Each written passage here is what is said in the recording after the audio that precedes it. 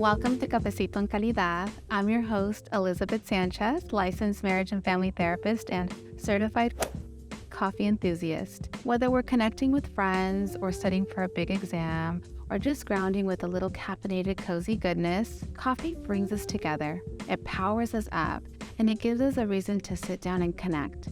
Each week, I'll be sitting down with a different holistic healer to discuss their journey and ways in which they use alternative healing methods to help heal themselves and their clients.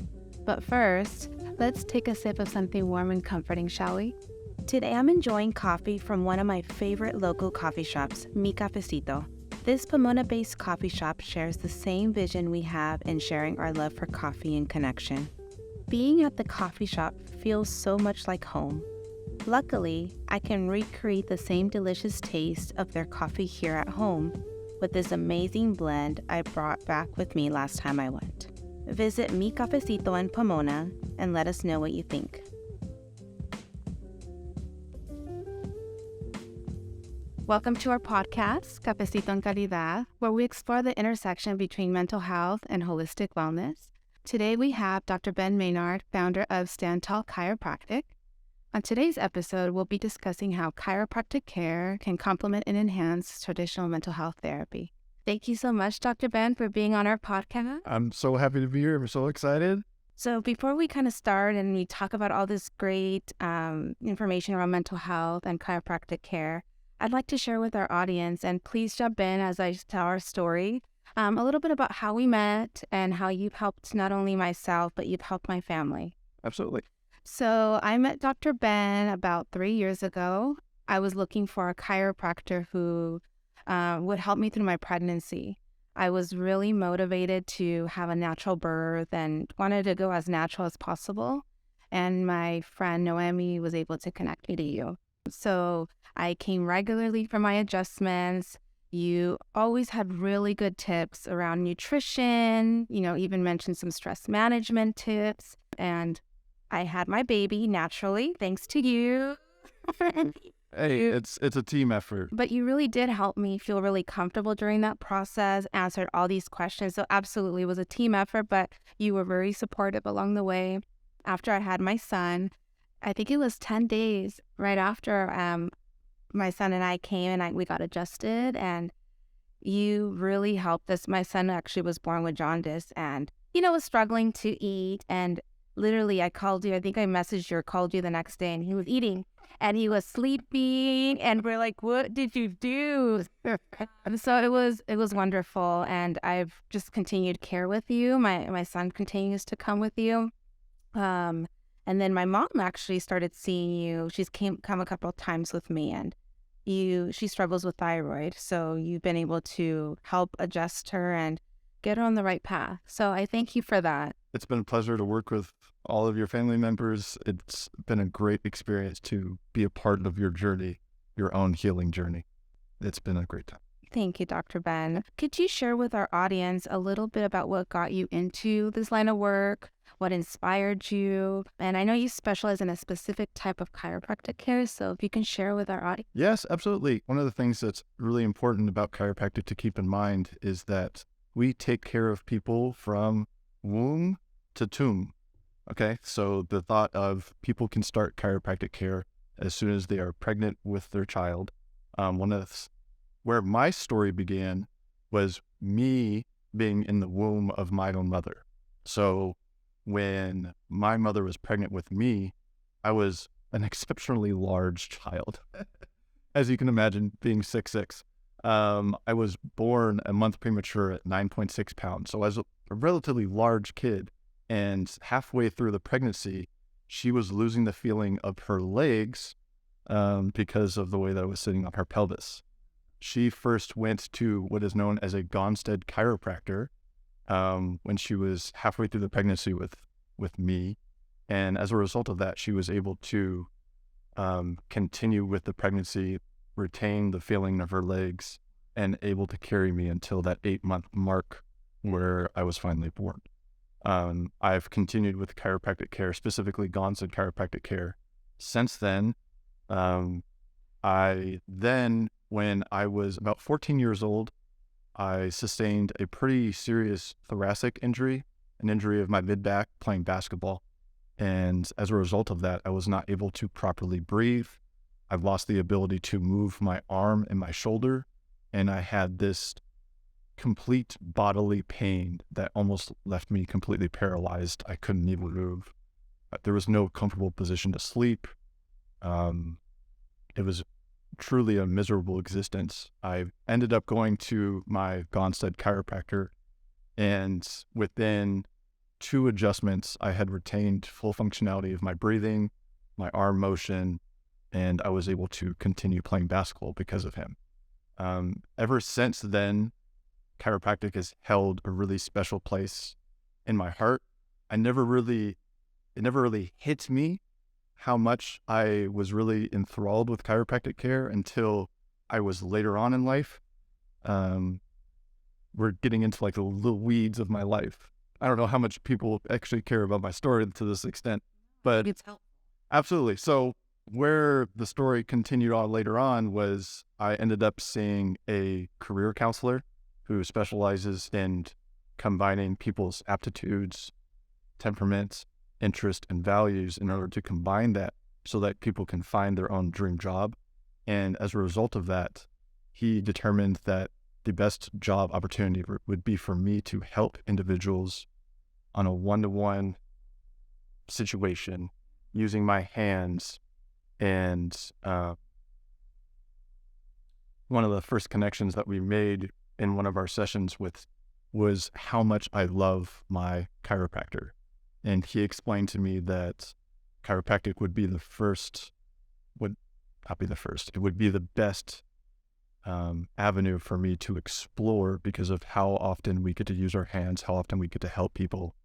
And it really stuck with me. I got to then shadow and go to a workshop with chiropractors when I was in undergrad.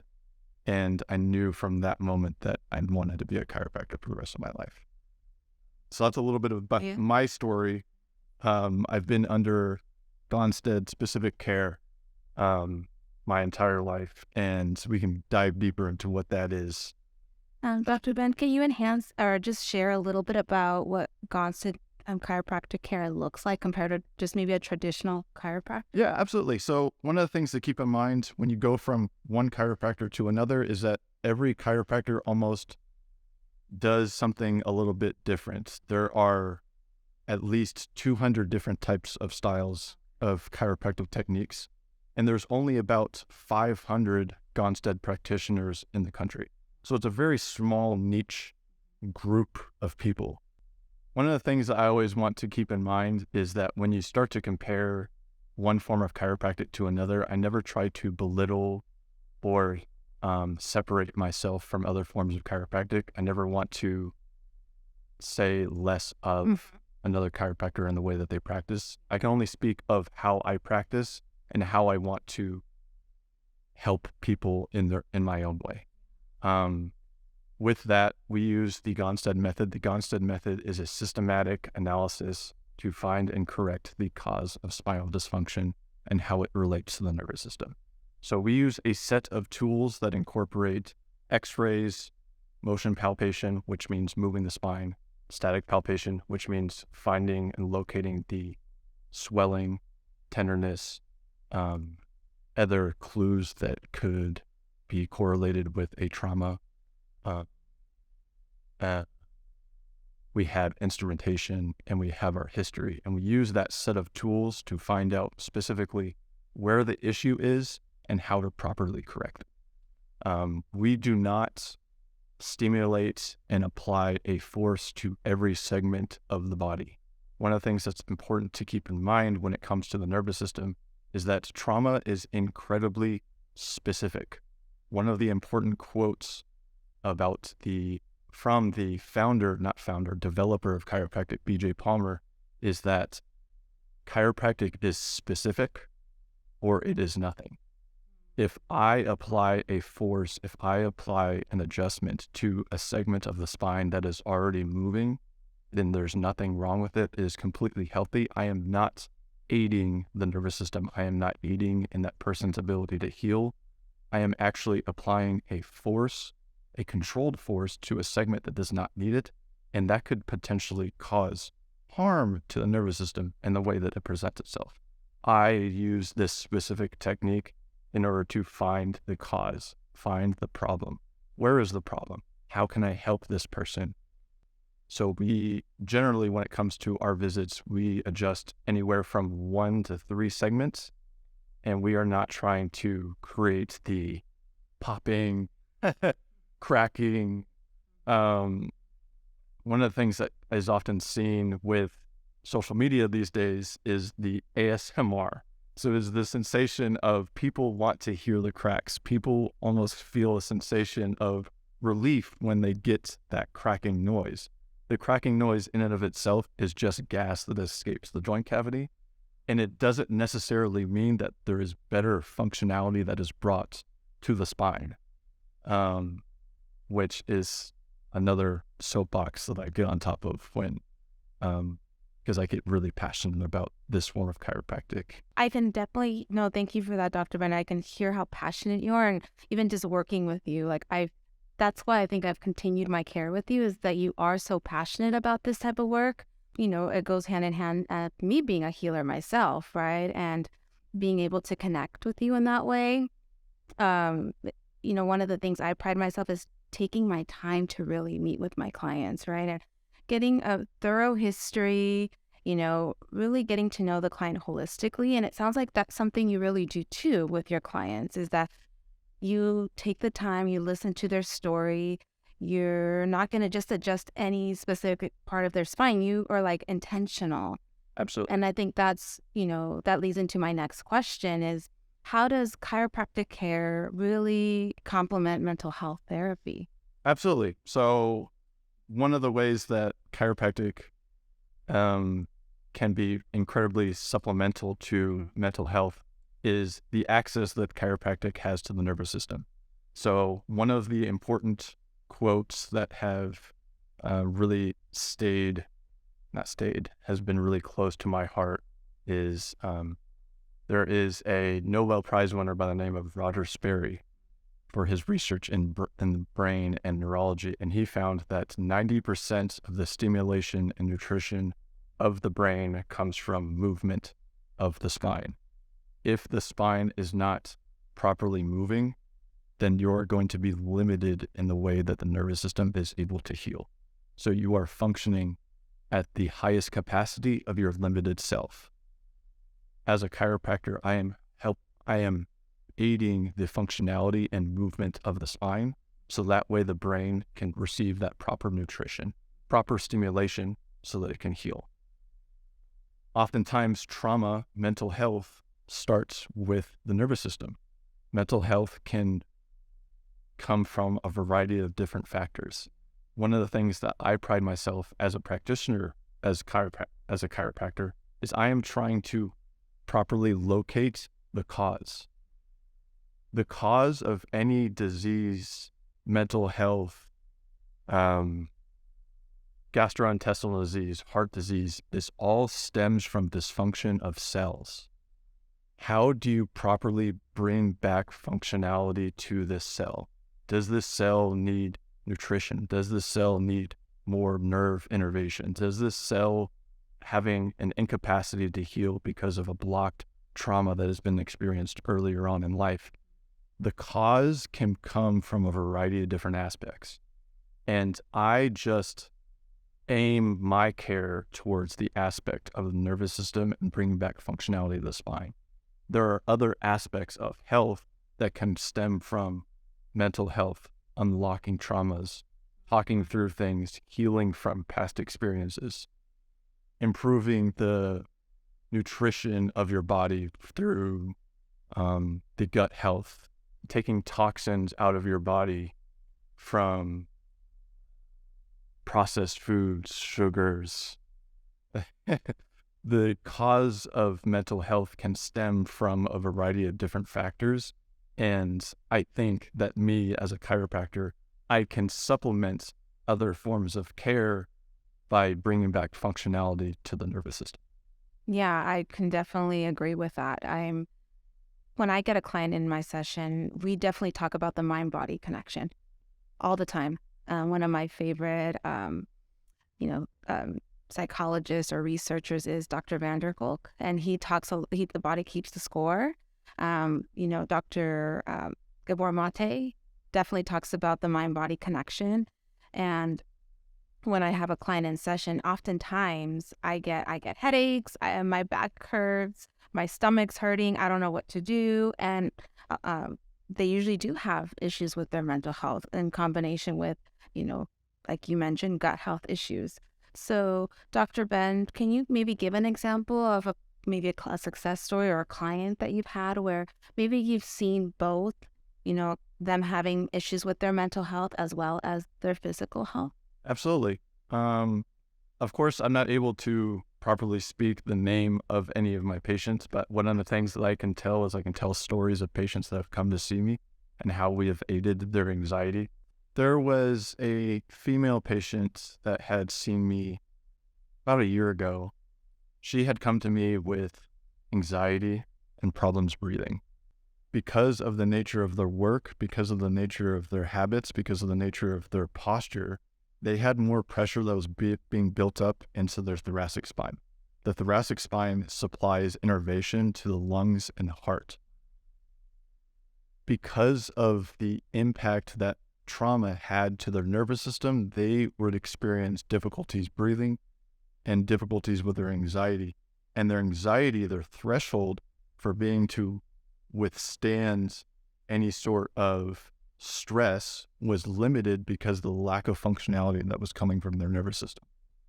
So what do I do as a chiropractor? I unlock the nervous system's ability to respond to stress so that it can properly stabilize and the body does not have that anxiety, stress response when those triggers do come around. So for one of the patients that first came to see me, she had a limited capacity to take a deep breath. And because of that limited capacity to take a deep breath, she was that much more susceptible to having triggers bring on the anxiety. If you think about being limited to take a deep breath, one of the things that happens is that you have a smaller capacity to expel waste in the form of CO2. If your breath is limited in that capacity, you're building up with CO2, and that makes you that much more agitated to being in a sympathetic state, in a stress response that will be that much more easily triggered by one of the things that would be happening in her life. I adjusted the problem. I found a T5 subluxation, a trauma that had been sustained to the fifth thoracic bone of her spine. And immediately, one of the things that happened after I first corrected it is she took a deep breath and she was like, oh my gosh, this is the first time I've been able to take a deep breath in months. And I was like, oh, that's so great. I'm so glad that we've been able to improve the functionality of your nervous system. And I got to start to dive deeper into that. And while I was in the middle of my explanation, she had a little bit of a vulnerable response, and she started to tear up a little bit because it had been that long that she has been able to relax and take a deep breath. And that moment in our office was incredible. That's so powerful. Yeah. That's so powerful because you're probably the first person that maybe took the time to listen to her, to not just say, give her some sort of superficial response. Like you really took the time, looked at, her case, listened to her. And, coming from a mental health, perspective, that's huge. That's so important. That helps so much with that healing process. And, speaks volumes to how you helped her, not only her physical health, but even maybe a little bit of her mental health as well. A lot of my clients, I'm going to say, a large variety of my clients, they are oftentimes not breathing. How's your breath today? I don't know when the last time I took a breath. And a lot of the times they are struggling with maybe some PTSD or some anxiety because, I'm not breathing, I'm associating that with pain. whether it's physical, whether it's mental. So when we do, whether it's guided meditation or just some breathing techniques, and they finally start to breathe, it's like, wow, like I forgot the last time I did that. One of the things that can be also incorporated into that is not only the adjustment or bringing back functionality to the spine, but one of the things that people often experience when they're in that stress response, when they're in that traumatic state, is poor posture. So if you think about the last time that you were in a highly stressed response, one of the things that the body often does is that it gets into this crouched, flexed forward position of the spine. This is a natural, instinctive stress response that the body has developed since ancestral days because it kind of protects the nervous system. And one of the things, if you flex your spine forward like this, one of the things that you will notice is that you are not able to take a deep breath because you are not able to fully activate your diaphragm. If you take a deep breath in this position, the capacity for your lungs to completely fill is limited. People that are in this stress response are also that much more susceptible to having anxiety because of the amount of CO2 that's being built up in their system. If people just stand tall, bring their shoulders back, they are able to take that deep breath, that full activation of their diaphragm, so that they can get into that parasympathetic state, get themselves out of that fight or flight response according to their trauma, and they're actually able to take a step back and heal from the experience and not keep going down the rabbit hole of the sympathetic, stressed state. Dr. Ben, and that's also like a tool that I can even incorporate in my work with my clients is like, let's just take a minute, just stand tall. Stand tall. Marketing. And let's take a breath together. Oftentimes I agree. I see that a lot of my clients are hunched over. What's interesting is that I do a lot of, we call it pre-verbal communication work. So this is a lot of inner womb trauma.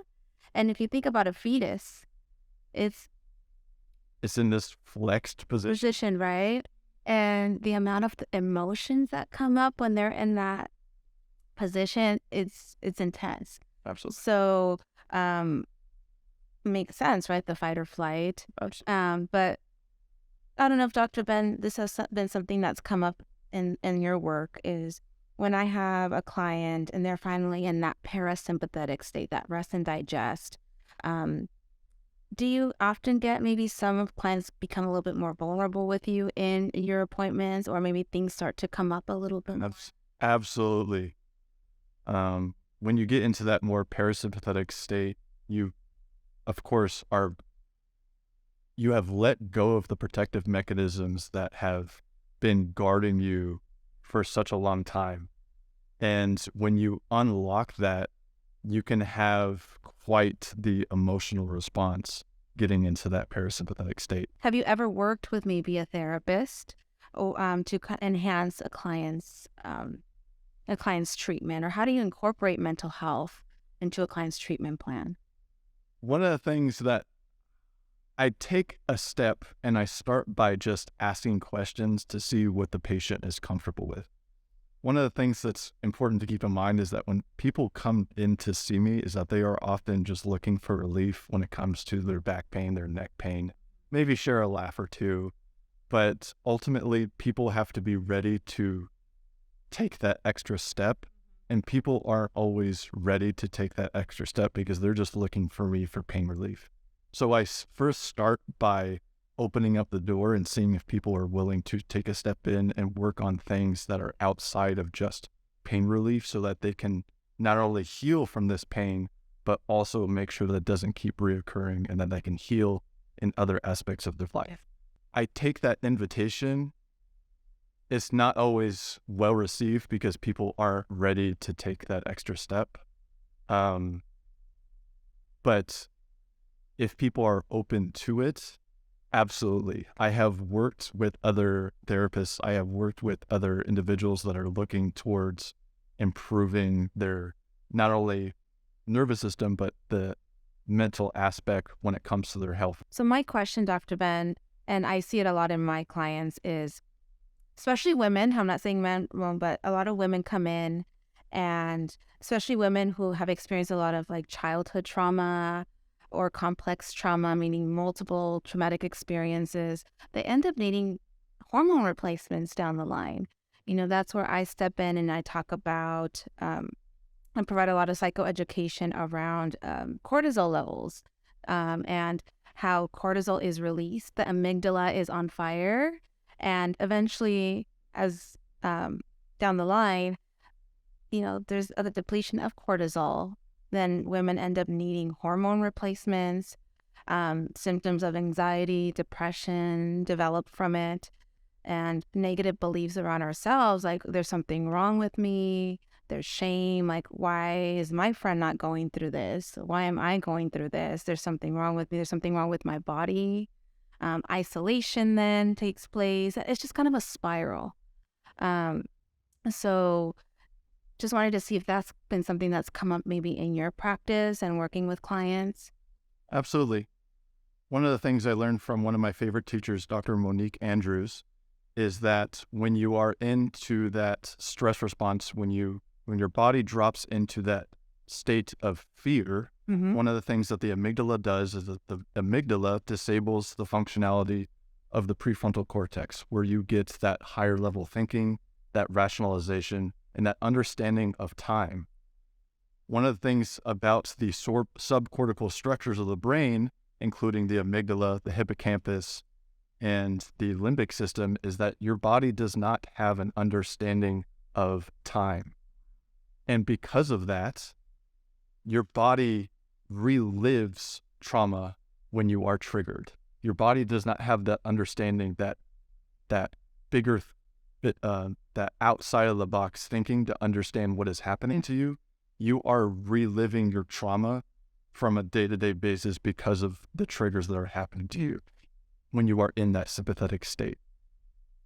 The sympathetic state also stimulates adrenaline, which is kind of the hormone that I strongly associate with when it comes to the sympathetic state. Yes. And you're a little bit more familiar with cortisol. I'm a little bit more familiar with adrenaline. So the adrenaline is a hormone that was released by the adrenal cortex, and adrenaline shuts off the blood flow to your digestive system. It shuts off blood flow, well, not completely shuts off, but it limits the amount of blood flow to other organs in your body that are a result of healing. And you drop into that sympathetic state in order to run away from a panther. So you have more blood flow that is going to your muscles, your heart, your lungs, and you lose that outside of the box thinking. You think in that narrow straw hole view of the world, and you're not able to be really present. And I can give an example of that. I work a lot with clients who have PTSD or, like I mentioned, complex trauma. My clients are literally always on fight or flight. Yeah. They come in, and so one of the first things that I do as a therapist is we working on grounding and resourcing techniques at the start of our session. Because if they're already in a state of fight or flight, nothing I say or do is they're not going to be able to take in or register anything throughout the session. So we stop, we try to go into that parasympathetic nervous system so that we are able to then talk about the amygdala, like you mentioned, maybe adrenaline. We're able to dive into all those different avenues, because if they're in fight or flight, nothing I say or do in session, we're not going to register it. So that's why at the end of session, we also take some time to ground or debrief. And because sometimes I will have clients, whether reflect on their session, but they're not going to take that away. They're going to disassociate. They're going to disconnect. And then the next time I see them, they're going to be like, what did you say? What did you want me to work on? So I really think that you and I are on the same page around the parasympathetic system. Absolutely. Being really important to healing. Some of my clients, they've been sick for so long, but because they've also been in that sympathetic nervous system. They're not sleeping well. They're having nightmares. Their body is just taking a lot of time recovering if they have like a medical issue because they're not entering that parasympathetic state where you're actually able to heal. One of the things about the sympathetic nervous system is that your sympathetic nervous system is much more incorporated with building up inflammation, but the parasympathetic state is where your body actually starts to heal from the excess inflammation that's being built up in the body. So just like you were saying, if you're in that parasympathetic state, your body is actually able to heal from the traumas that have been occurred through your stress response, your sympathetic response that we're talking about right now. which is why we also see a lot of autoimmune, Absolutely. right? It's highly connected with trauma, highly connected with gut issues, inflammation. So, Dr. Ben, how would you, if you had a client who was maybe struggling with, say, a traumatic experience, such as, let's think about like PTSD. I'm going to bring up PTSD. So you have a client, maybe has PTSD, has an autoimmune disease, isn't sleeping well, and they come to you, they're seeking help. How would you help them from a chiropractic perspective? So one of the things I would do is I would look at, I would evaluate the spine, and I would try to locate where traumas have been sustained to the spine. One of the things that can happen from our lens of the nervous system is that sometimes a person's nervous system is in a sympathetic state because they have too much sympathetic output stemming from the sympathetic area of their spine. Sometimes there's not enough parasympathetic output coming from the parasympathetic portion of the nervous system, which stems from the upper neck and the sacrum. In my experience, in my practice, in my research, one of the trigger words that I have when I have a patient that comes to me and they say, "Hey doc, I've been experiencing low back pain, I've been experiencing this gut issue, but it's genetic."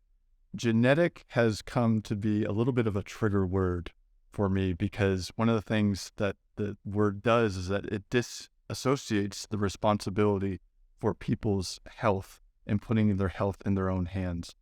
And in that aspect, one of the things I want to help people with is help people to shed that and open up their vulnerability to understand that they have a stronger hold on the aspects of their own health and that their health is not determined by genetics, by what has been given down from them from generations of their ancestors and whatnot. So how do you open up the floor for people to understand that their health is in more of their hands than they're willing to accept? So I think, first of all, it takes a lot of vulnerability, Dr. Ben. Sometimes, our clients come in with this I like to say like a version of themselves that's really protecting them because maybe then themselves haven't seen those parts of themselves and it's a little scary. So one of my areas of specialty is working with multi-generational trauma. So sometimes when you open up that door, it has them look back at their ancestors and how they've maybe coped with their health, have coped with stress, have coped with depression and anxiety. And that sometimes it's overwhelming. So in a session with me, what we do is we have a session on, let's just talk about your health. And let's talk about what that means to explore your ancestors, explore your family. And that's sometimes the first time they've even talked about it. So I take it very slow. And we do talk about epigenetics, which is something I know you talk with your clients about too.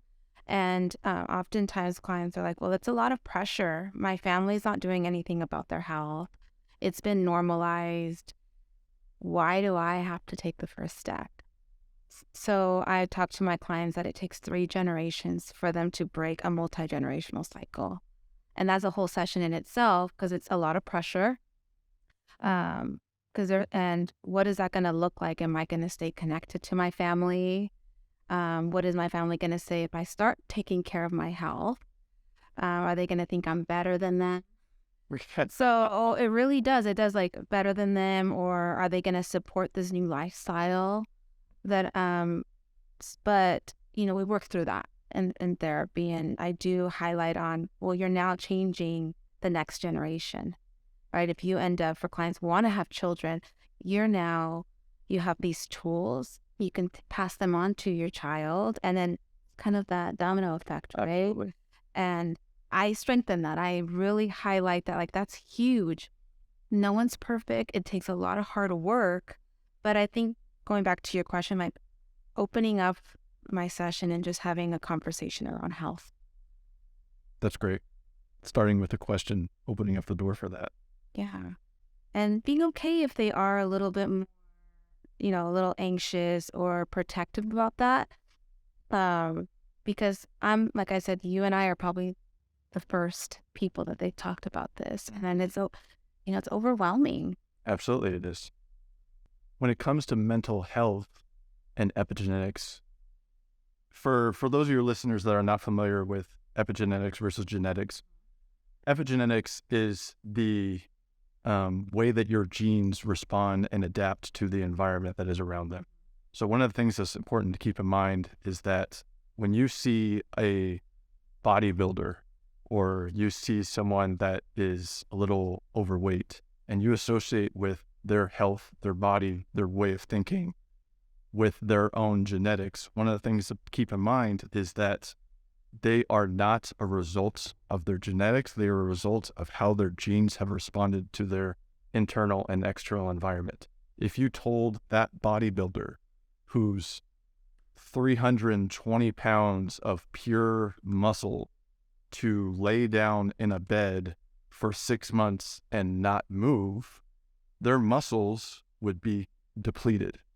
So their muscles are not responding because of their genetics. Their muscles are responding to the expression of their environment.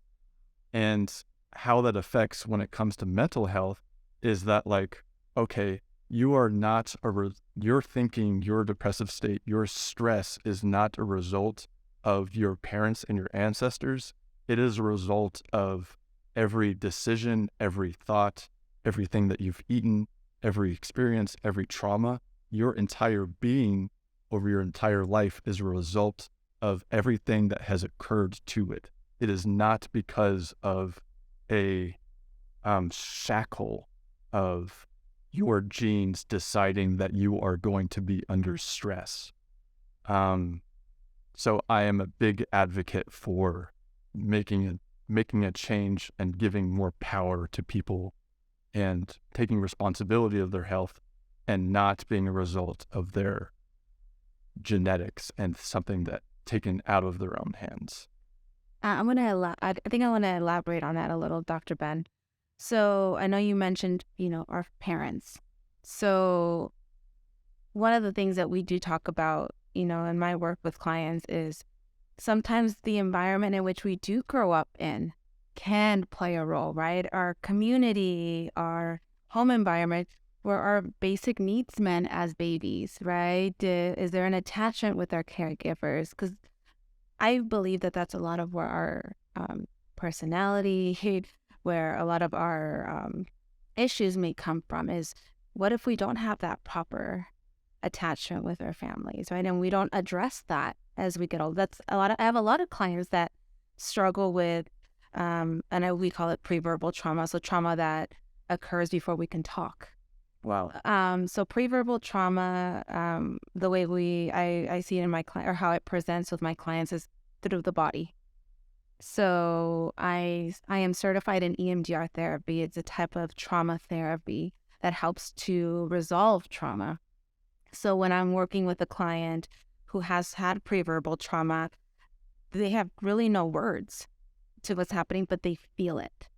So they can feel the moment where maybe they were placed for adoption and they were separated from their caregiver. So they might not have words to it, but their body still remembers, right? The body keeps the score. So I do think that some of it is really exploring our upbringing, those 0 to 5 years.